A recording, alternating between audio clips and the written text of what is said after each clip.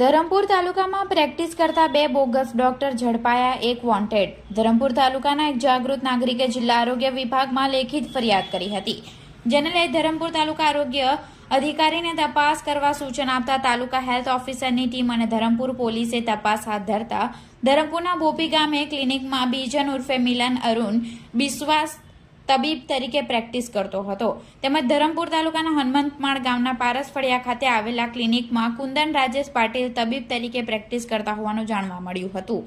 જ્યારે પંગારબારી ગામે ચેક કરતા ક્લિનિકમાં ઉજ્જલ વિરેન્દ્ર મોહન્તા ડોક્ટર તરીકે પ્રેક્ટિસ કરતો હતો, જ્યાં ઉજ્જલ મોહન્તા સ્થળ ઉપર હાજર ન રહેતા તેમને વોન્ટેડ જાહેર કર્યો હતો।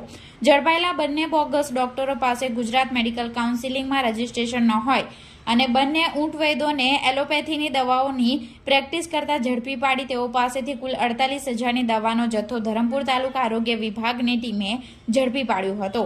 ધરમપુર પોલીસ મથકે ત્રણેય ઊંટ વૈદો વિરુદ્ધ ફરિયાદ નોંધી આગળની તપાસ હાથ ધરી છે।